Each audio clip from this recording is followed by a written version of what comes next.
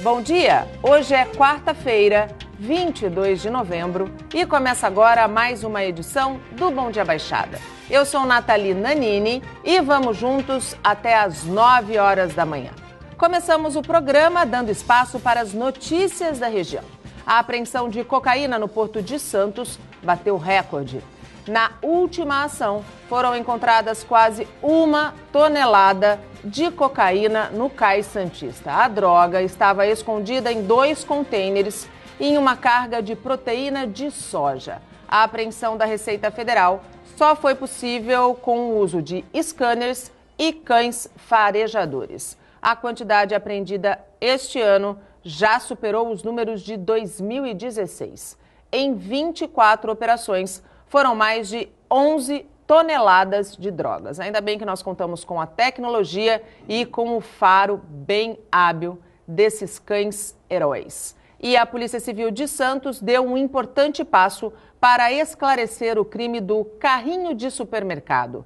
Um suspeito foi preso. Carlos José Conceição, de 49 anos, foi preso hoje pela manhã em Santos por investigadores da Delegacia Antissequestro. Ele confessou o crime e foi encaminhado para a cadeia pública de Santos. Na delegacia, o suspeito contou que esfaqueou por várias vezes Renan Pereira Totaro, de 47 anos, depois de uma discussão. Segundo a Polícia Civil, para tentar se livrar das evidências do crime, ele utilizou o carrinho de supermercado para colocar o corpo. O assassinato aconteceu no dia 15 de novembro, no bairro Estuário, em Santos. A área foi isolada.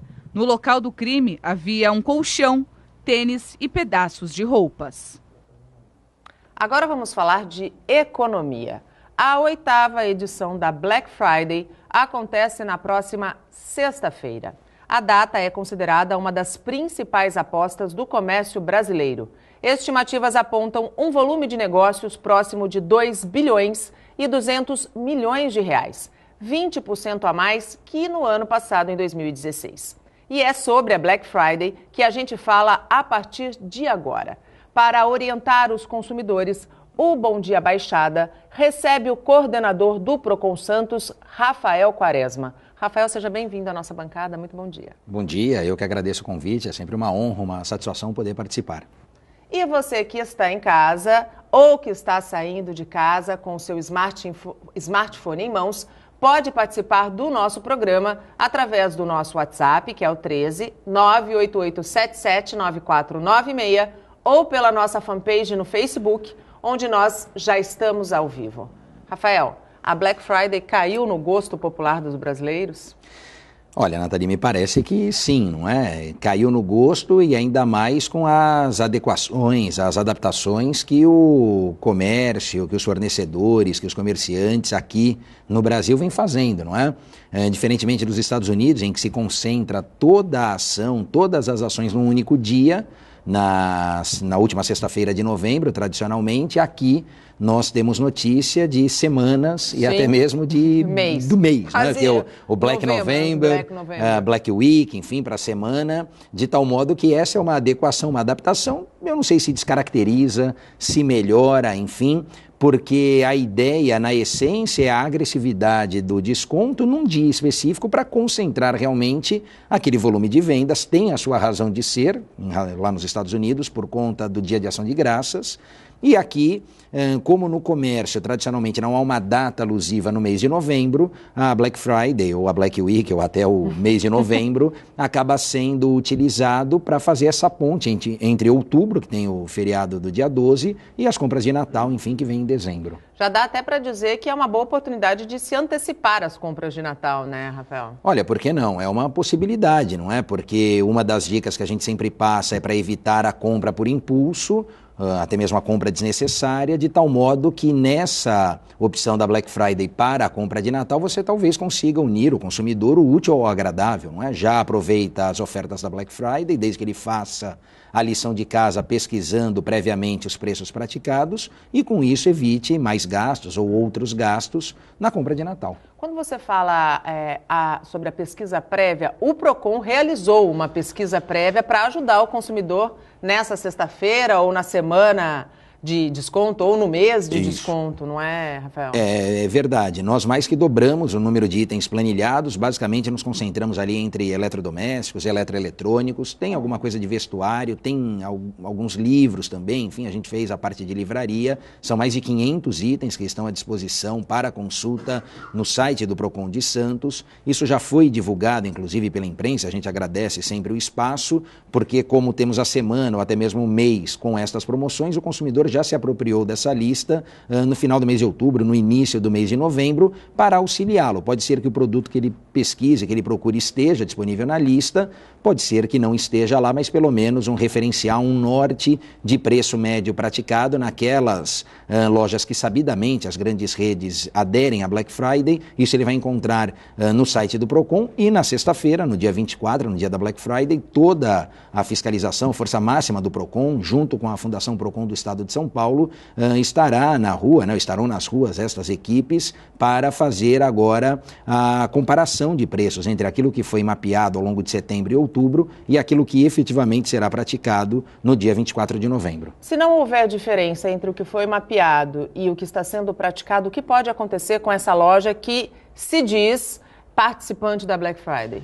Olha, se um daqueles itens mapeados, planilhados, não estiverem na Black Friday, porque essa é uma outra atenção que o consumidor tem que ter, não é porque a loja XY participa da Black Friday que ela toda está na Black Friday ou com essas promoções mais interessantes. Às vezes, esta promoção ela é setorizada na loja e ainda dentro de cada setor, linha branca, eletrodoméstico, eletroeletrônico, alguns itens são pinçados, escolhidos e colocados na promoção.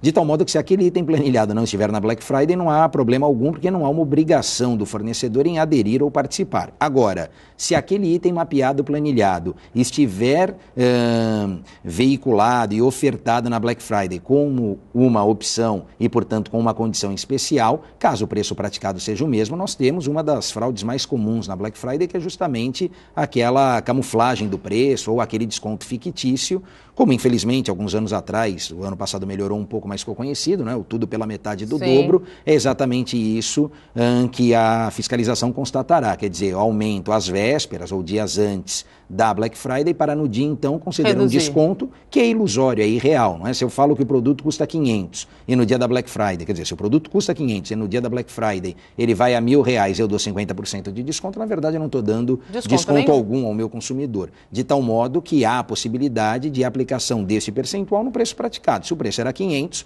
50% tem que incidir sobre 500 e não 1.000, que nunca foi o preço real daquele produto, de tal modo que o consumidor conseguiria, porque uma das possibilidades é exigir o cumprimento forçado da obrigação e, portanto, o cumprimento forçado da oferta, o consumidor conseguiria adquirir esse produto com desconto de 50%, pagando, portanto, os R$250 naquele exemplo do item que custa R$1.000, teoricamente. Teoricamente, R$500 e que foi a R$1.000 de forma maquiada.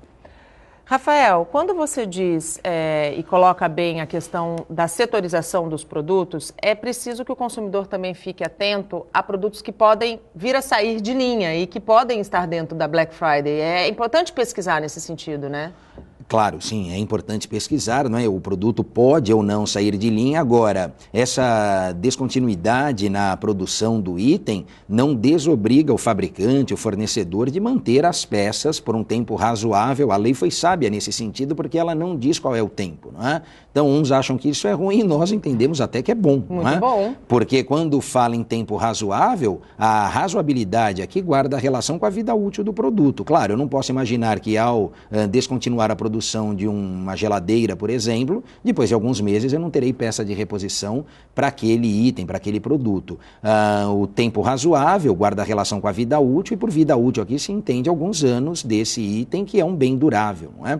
Então, justamente essa situação, como tantas outras que envolvem o direito do consumidor e o Código de Defesa do Consumidor, até porque é uma dúvida frequente isso, não muda na Black Friday, né? Quer dizer, todos os direitos... Era isso que eu ia te perguntar. Na Black Friday, os direitos são os mesmos do que para uma compra comum do dia a dia. Claro, exatamente, não é? Inclusive, acho que ontem me perguntaram em relação, mas o consumidor tem que levar o produto, sei lá, o caso da geladeira. É difícil de transportar a geladeira e a praxe no mercado não é essa. Claro. Não é? Você compra o celular, você sai com o celular da loja, mas se você compra uma geladeira, você não sai com ela nas costas.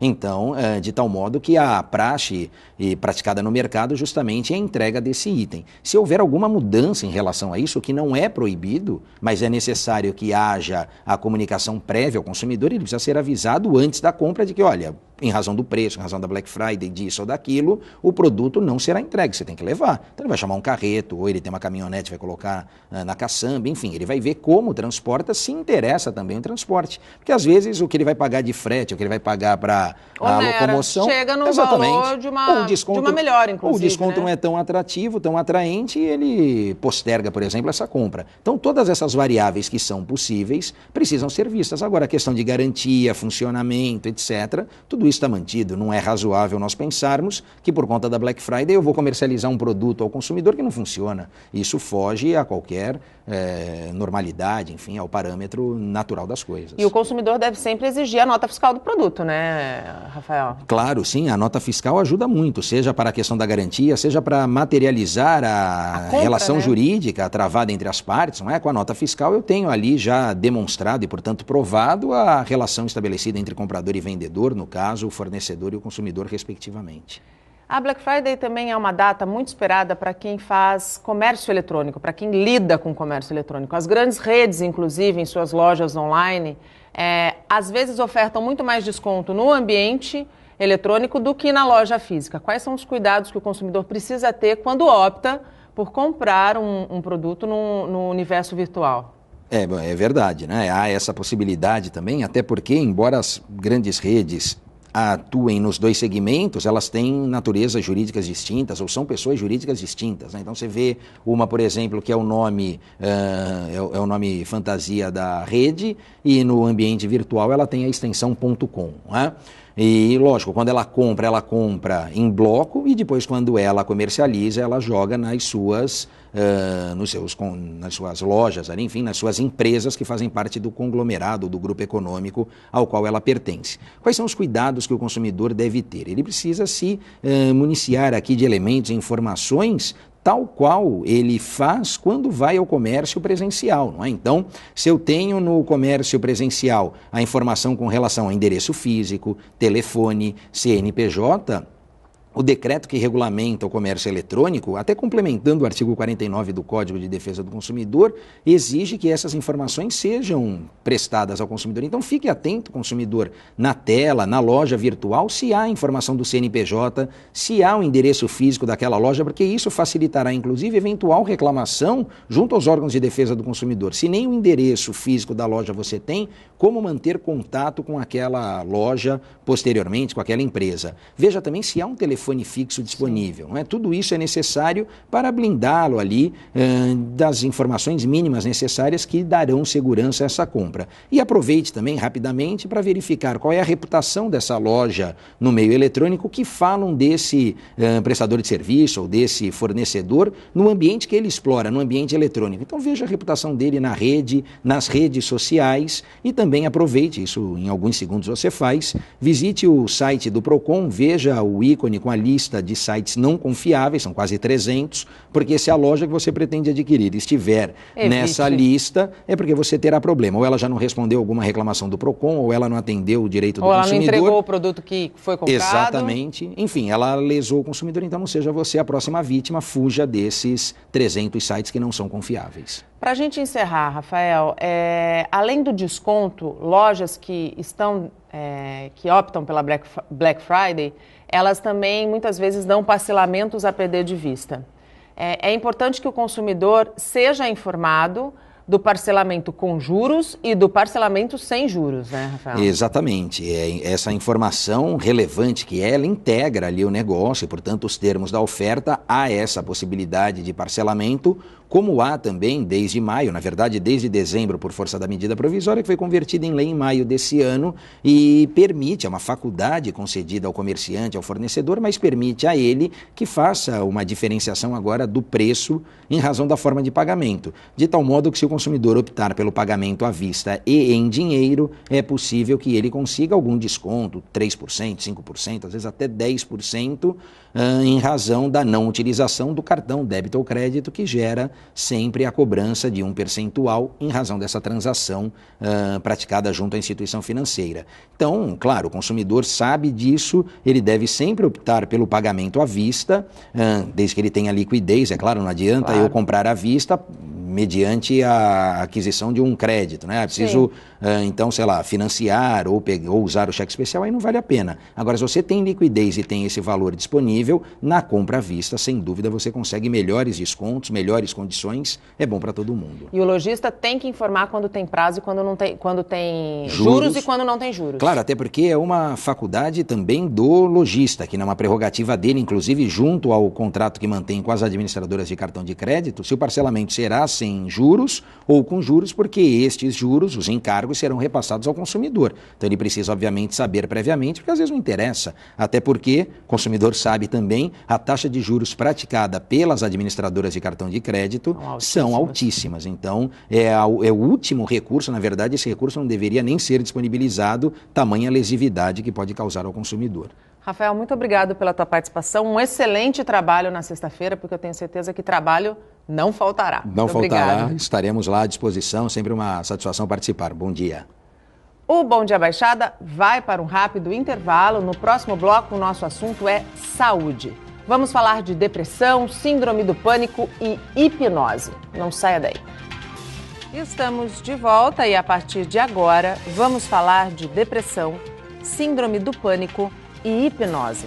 Para tratar dos temas, o Bom Dia Baixada recebe Bruno Farias, psicólogo especializado em hipnose. Bruno, seja muito bem-vindo ao nosso programa. Bom dia. Muito obrigado, bom dia. É um prazer estar aqui.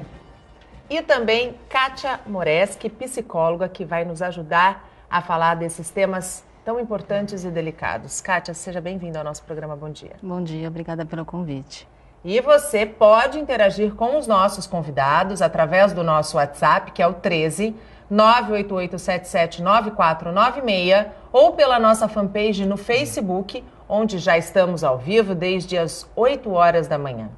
Kátia, o que é a depressão e quais são os principais sintomas? A depressão é um transtorno mental, tá? É caracterizado principalmente por uma tristeza muito profunda. O paciente, a pessoa com depressão, ela vai ter alguns sintomas muito específicos. Ela vai ter essa tristeza profunda ou um sentimento muito grande de ansiedade ou angústia, uma apatia, uma falta de interesse em situações onde eram de extrema importância e prazer, tá? Ela vai ter falta de concentração, ela vai ter uma desesperança, em muitos momentos também ela vai ter uma sensação de desespero. Algumas pessoas, elas tendem a ter pensamentos de morte e suicídio, e outras pessoas, elas tendem a cometer o suicídio, ou tentar cometer o suicídio. É muito comum também que a pessoa tenha algumas dores físicas, como dores de cabeça, transtornos digestivos, dores crônicas, tá? Então, é esse conjunto de sintomas. Então, se a gente for pensar, em algum momento da vida nós já sentimos isso. Sim. E qual que é a diferença, né? O que vai dizer se a pessoa está num quadro de transtorno depressivo ou não? A duração desses sintomas e a intensidade deles. Então, no último mês, isso está acontecendo? Qual a intensidade? Lógico, depois de um luto de um ente querido, uma separação, é normal que nós iremos ficar tristes. Sintamos todos esses sintomas, inclusive, né? Sim, mas é temporário. Sim. A pessoa, ela encontra recursos internos para sair daquela situação. Tá? No caso da depressão, não. Só piora, né? Só vai piorando.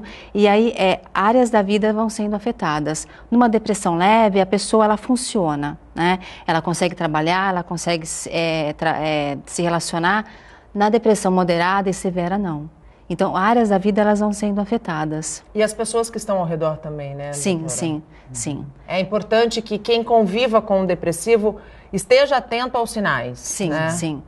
Muitas vezes a família tem uma dificuldade em aceitar, uma dificuldade em entender o que acontece. Então, infelizmente, acabam vendo assim, isso é falta de vontade, isso é preguiça, você não está sendo forte o suficiente, e não é uma escolha, né? Então, a pessoa ela acaba muitas vezes se fechando, se isolando, e a tendência é demorar a buscar um tratamento. E esse isolamento é o que é onde mora o perigo, né? Sim, sim. É onde mora o perigo. Algumas pessoas chegam a um ponto de não quererem mais sair, se relacionar. Casos extremos, não conseguem mais comer, tomar banho, ficam extremamente isoladas. Doutor Bruno, a síndrome do pânico, ela é uma doença ou ela é só um medo excessivo? Para começar, doutor, não, só Bruno. O nome é tão combinado, bonito, doutor então. É muito chique para mim. Então, combinado. Mas, Nathalie, falando sério, não é uma doença. A síndrome do pânico é o resultado de um funcionamento inadequado mental. Então, é aquela pessoa que ela não está sabendo lidar com as emoções, ela não está sabendo lidar com os próprios sentimentos e alguns aspectos de personalidade, como uma preocupação excessiva, constante, pessoas muito agitadas, pessoas impacientes. Quando esses aspectos eles se encontram no comportamento de uma pessoa, isso pode desencadear a síndrome do pânico. Como que a depressão ela pode desencadear a síndrome do pânico? Nathalie, existe um estudo que foi realizado pelos canadenses, depois replicado pelos ingleses, que mostra o contrário. Mostra que toda pessoa que está em depressão, ela viveu a última década de uma forma muito ansiosa. Então você encontrava muita ansiedade na vida dessa pessoa e 10 anos depois, no mínimo, ela desenvolveu a depressão. Então, são problemas que estão, sim, relacionados. É bastante comum você encontrar um depressivo que está tendo os transtornos de ansiedade, entre eles a síndrome do pânico. Quando a gente fala em transtornos de ansiedade, quando a gente fala em síndrome do pânico, uma pessoa que tem a síndrome do pânico, desenvolve a síndrome do pânico e entra em crise, quais são, o que ela sente, para que as pessoas possam entender em casa? Então, na crise, a pessoa ela tem um medo iminente da morte. Ela acredita que ela vai morrer naquele momento, ela vai morrer naquele minuto. Então, os sintomas são taquicardia, desespero, falta de ar, sensação de desmaio. E é horrível. Pessoas que me procuram para tratar a síndrome do pânico, elas falam que essa experiência foi a pior experiência emocional que já tiveram na vida. E essa crise, ela se manifesta a qualquer tempo? A pessoa pode, de repente, ela tem a síndrome do pânico, ela está em tratamento ou... De repente, ela se percebe melhor e deixa o tratamento de lado e está andando na rua. De repente, essa crise ela pode acontecer? Pode ter um gatilho e despertar essa crise? Sim. Quem explica isso para nós, Nathalie, é a neurociência, que ela vai dizer que nenhum pensamento, nenhuma fala é inofensiva, porque tudo que acontece com o ser humano dispara uma neuroquímica, um conjunto hormonal e tal. E algumas químicas relacionadas à ansiedade, elas são armazenadas no corpo. Então, não é porque a pessoa está agitada e está ansiosa que ela desencadeia a crise. Entendi. Ela está ansiosa, agitada e vai vivendo. E essa química fica armazenada. Então, um dia, ela está em casa, vai pegar um copo d'água, respirou de uma forma e, de repente, a crise veio. Veio o gatilho. Ok, ele não aconteceu naquele momento. Ou melhor, não foi o copo d'água quem desencadeou a crise, mas é toda essa vivência de todo esse acúmulo mental, exato, inadequado. A gente tem uma pergunta no ponto, pode colocar, por favor? É a Camila Oliveira de Santos. Como se caracteriza a crise de ansiedade? Quais são os seus desdobramentos? Então, a característica dela acabamos de falar, né? O medo iminente da morte, uma preocupação excessiva. E o desdobramento, ele depende muito de cada pessoa. Existem aquelas pessoas que depois de uma crise, elas possuem uma vergonha gigantesca de voltar naquele local. Daqui a pouco nós falaremos sobre... os tratamentos. Tratamentos de alguns traços também desse desdobramento. O que é que acontece, que não pode acontecer e como que a pessoa pode estar sabendo lidar com isso. Na opinião de vocês, como psicólogos, vocês já veem uma evolução na visão da sociedade de uma maneira geral para tratar de temas como a depressão e síndrome do pânico ou isso ainda é meio que tabu? Não, existe sim uma evolução. Hoje a gente tem um maior conhecimento, né, acerca dos transtornos mentais, mas ainda existe um preconceito, existe ainda um estigma daquele que tem um transtorno mental, né? existe o receio de ser mandado embora, o receio de não ser promovido, o receio de se colocar perante a família. Então, assim, existe hoje um maior conhecimento. Hoje os meios de comunicação, eles tratam isso de uma maneira muito mais clara, porém ainda existe um estigma. Né? Se a gente for pensar na história, foi muito difícil, né? Sem dúvida. Há poucos anos atrás, né?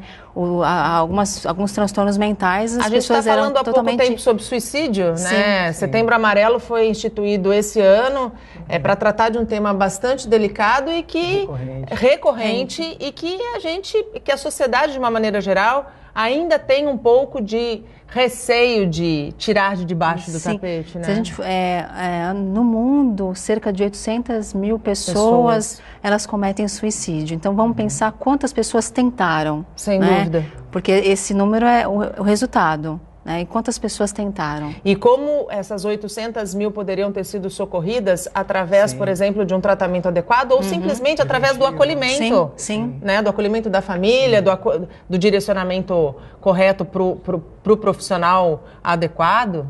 Sim. Nathalie, uma outra coisa, sim, a sociedade, como a Kátia falou muito bem, já está tendo uma visão diferente, mas um grave problema, até respondendo a pergunta da espectadora sobre os desdobramentos, é que vivemos uma época social em que todo mundo é muito bom. Sim. Todo mundo entende tudo de política sem nunca ter lido um livro. Todo mundo é psicólogo sem ter feito faculdade. Então todo mundo é coaching sem ter feito treinamento. Coaching. Virou uma moda isso, né? Sim. E todos somos o máximo. Ninguém quer admitir que tem alguma falha e tal.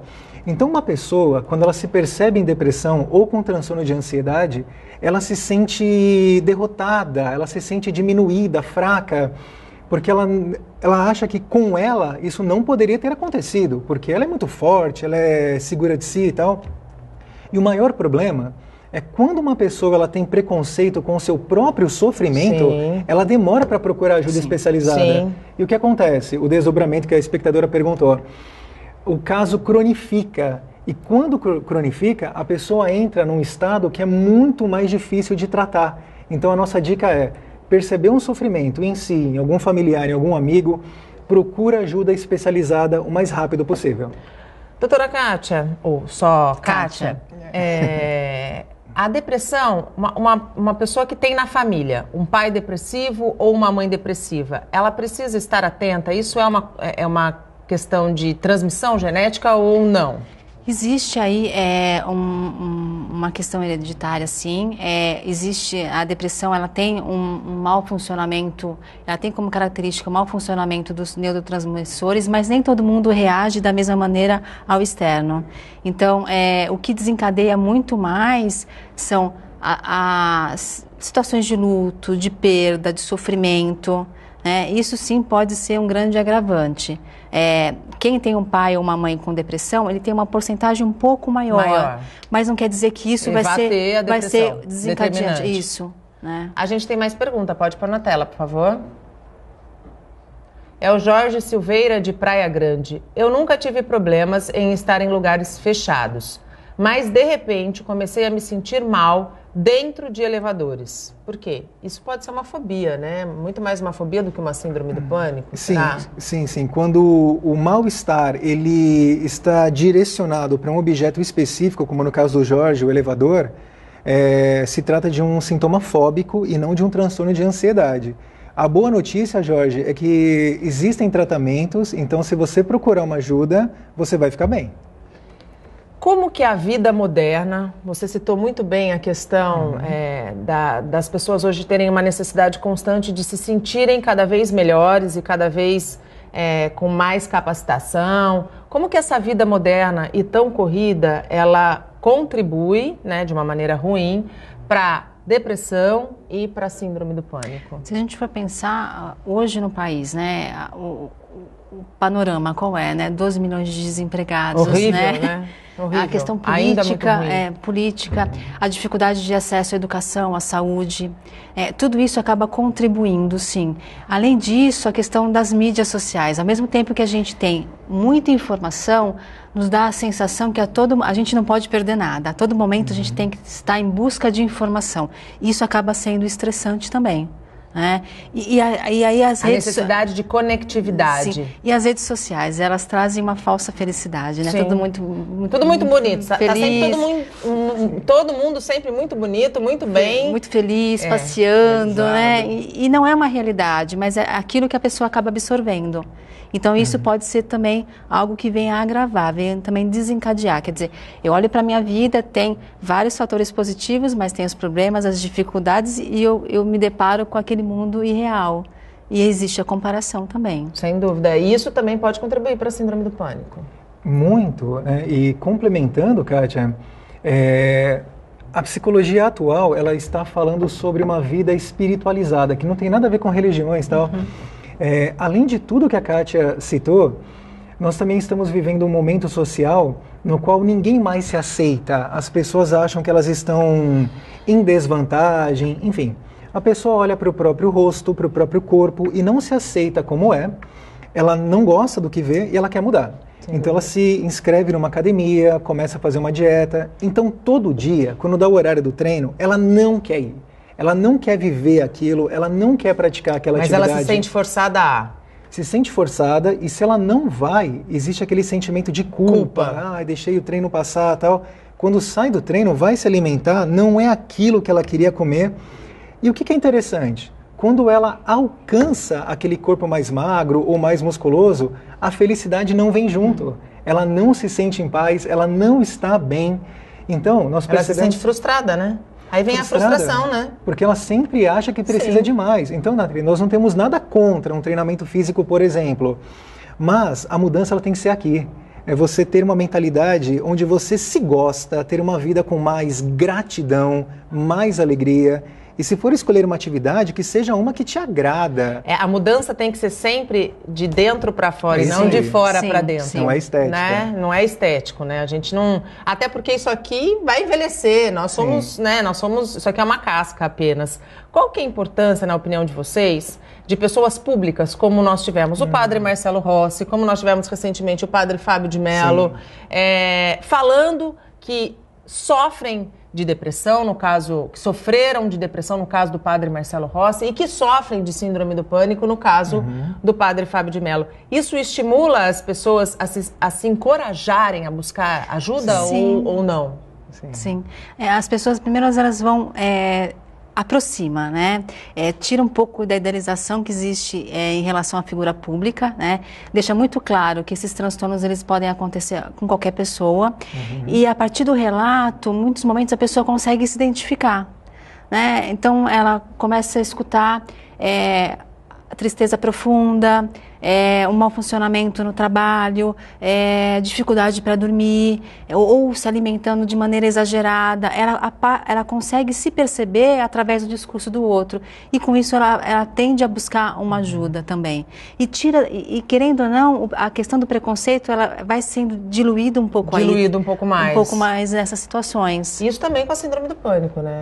Sim, e Nathalie, é claro que nós não desejamos mal para essas pessoas, mas a coragem que elas tiveram de se expor, falar a respeito, e também o mais legal é que elas sempre deixam claro o quanto que os tratamentos são importantes. Foi o que realmente fez com que as pessoas saíssem daquele quadro. Então, são pessoas que trazem como é que eu vou dizer... esse exemplo positivo. Olha, isso pode ter acontecido com você, como aconteceu comigo, mas eu melhorei e você vai melhorar. E você também vai conseguir. E chegamos ao último bloco do programa, falando de música. Os Detonautas estiveram em Santos para divulgar um novo trabalho. Os músicos deram uma passadinha na Santa Cecília FM e o repórter Carlos Lopes aproveitou para bater um papo com os integrantes da banda de rock, formada há 20 anos. Tico Santa Cruz e Renato Rocha falaram à locutora Sandra Iannuzzi sobre o novo momento dos Detonautas. Mais leve, reinventado. 6, o 6º álbum da banda, tem até bolero. A música de trabalho é Dias Assim, composta e cantada em parceria com Leone. Quando seus medos te acharem no escuro, trancado no quarto sem ter pra onde ir, lembrando dos sonhos perdidos e de outras derrotas. Não pense em desistir. Leone é nosso amigo já há muito tempo também, e uma pessoa com quem a gente já queria fazer uma parceria.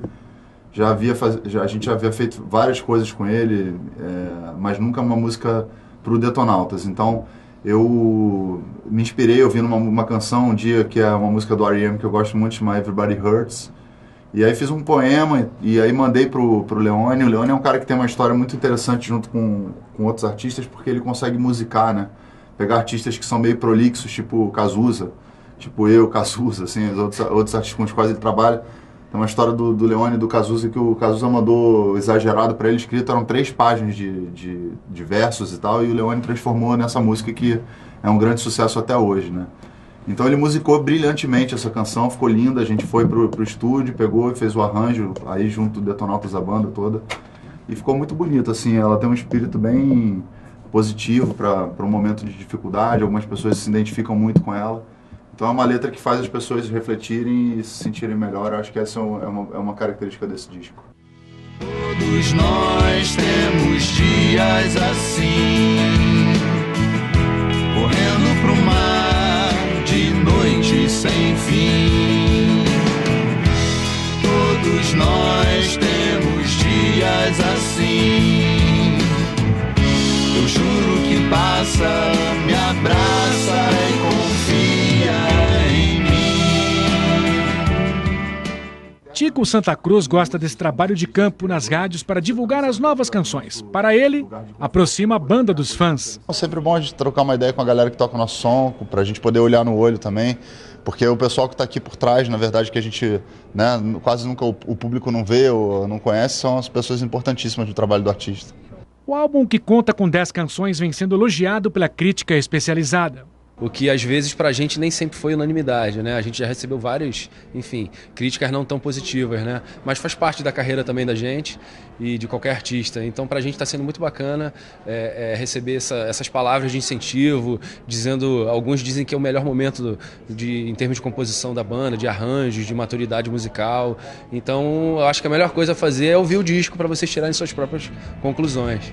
E como na Santa Cecília FM só toca música boa, Dias Assim já está entre as mais pedidas. Todos nós temos dias assim, correndo pro mar de noite sem fim.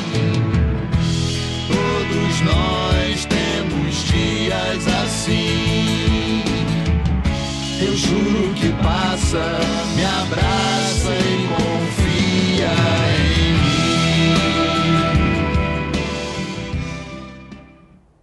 Me abraça e confia em mim. Bela música, bela parceria com o Leone. É um compositor, um cantor espetacular.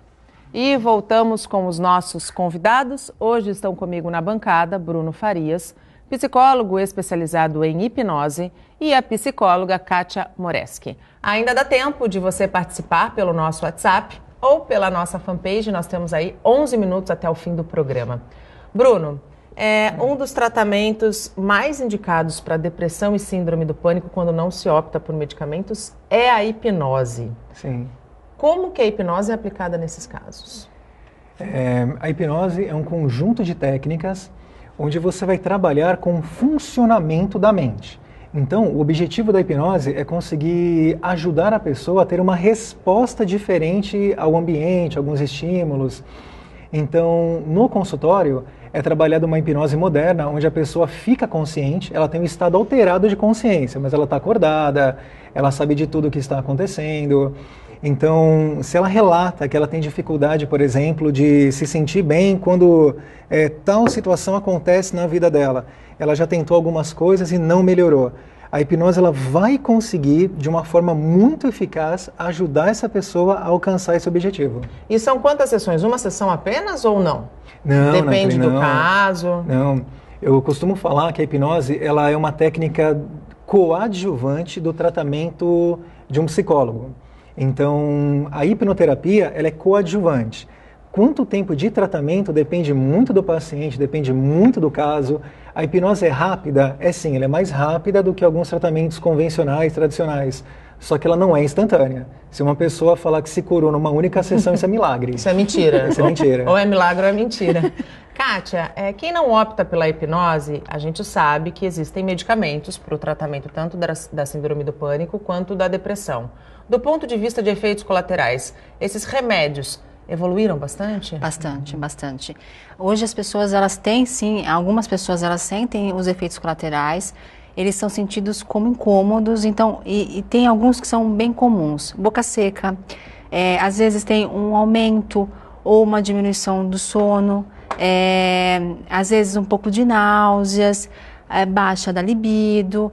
Esses sintomas, esses efeitos colaterais, eles acontecem, mas geralmente eles acontecem por um curto período de tempo. Que é o começo do tratamento. Sim. Até a 3ª semana, a tendência é que todos esses sintomas, eles desapareçam. Se aparecer algum sintoma diferente desses e que, de uma maneira geral, prejudique algum funcionamento da vida do indivíduo, ela tem que buscar novamente um médico e falar o que está acontecendo, que às vezes pode ter a necessidade de uma troca de medicação. E jamais interrompeu o tratamento por conta própria, Jamais. Só quem pode dar alta ou trocar a medicação ou alterar a quantidade da medicação é o médico responsável, no caso o psiquiatra. Bruno, no caso da hipnose, qual é o risco de uma hipnose mal feita?